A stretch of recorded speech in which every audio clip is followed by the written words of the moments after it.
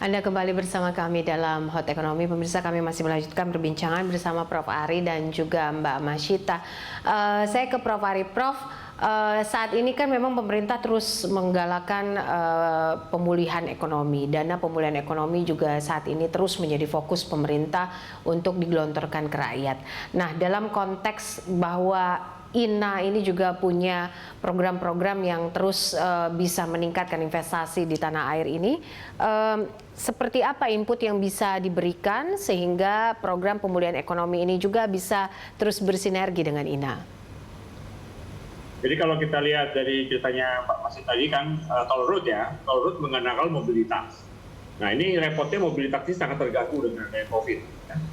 Nah, tetapi bukan hanya mobilitas terganggu oleh persepsi kesehatan yang masih belum baik.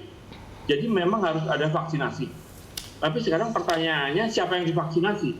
Jadi kita harus membuat efek dari vaksinasinya, kesehatan maupun ekspektasi itu menjadi positif. Ya, jadi bagus ya. Maka perlu dipertimbangkan untuk memvaksinasi kelompok masyarakat yang mempunyai marginal propensity to consume yang besar, yaitu pekerja-pekerja industri di kawasan-kawasan industri atau daerah-daerah aglomerasi. Ya. Nah, jadi memang harus ada peningkatan jumlah vaksin ya. Jadi selain kelompok rentan, lansia segala macam, itu kelompok yang bekerja, kelompok produktif, itu harus dimulai. Karena dari merekalah yang bekerja dan merekalah nanti yang menjadi konsumen. Ini memutar dan merekalah yang nanti travel. Ya. Dan juga mungkin kalau kita lihat ya, ada beberapa kota ya yang mengandalkan sektor jasa, terutama jasa pendidikan. Ya.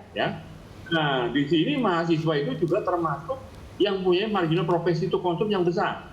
Dia kos-kosan, dia makan di warung kecil ya, dia kemudian berkumpul dengan temannya ngopi ya. Nah, tapi sekarang belum bisa karena belum ada vaksinasi. Jadi memang game changer-nya itu vaksinasi.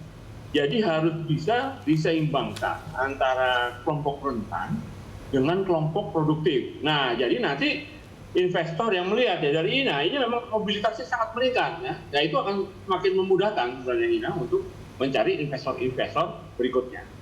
Baik, closing statement mungkin dari Mbak Masyita, apa yang akan dilakukan di planningnya ke depan untuk sampai akhir 2021 ini untuk INA meningkatkan investasi di tanah air?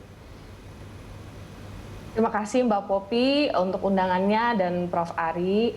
INA akan terus berusaha untuk mengundang investasi masuk ke Indonesia untuk memajukan infrastruktur kita. Akan tetapi INA adalah satu organisasi yang horizonnya sangat long term. Karena pembangunannya itu semua pembangunan infrastruktur. Jadi dalam short term kita berusaha selalu ada progres tentu saja, akan tetapi semua ini tujuannya kita mendirikan Sovereign Wealth Fund itu adalah untuk mengakumulasikan aset untuk anak cucu kita 34 tahun, 50 tahun ke depan.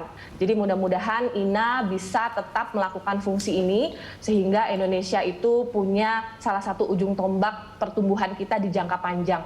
Setidaknya salah satunya lewat INA. Terima kasih. Baik, terima kasih Mbak Masyita, terima kasih Prof. Ari untuk waktunya dan juga diskusinya bersama kami hari ini. Semoga ini sangat insightful ya untuk diterima oleh seluruh pihak, terutama untuk pemulihan ekonomi di Indonesia. Terima kasih, salam sehat selalu, selamat berakhir pekan Bapak Ibu. Ya pemirsa, sampai di sini kebersamaan kita dalam Hot Ekonomi. Anda bisa mengirimkan informasi dan saran ke email kami di redaksi @berita1.tv atau follow kami via Twitter, Facebook, YouTube, dan Instagram. Saya Popi Zaidra. Terima kasih, sampai jumpa.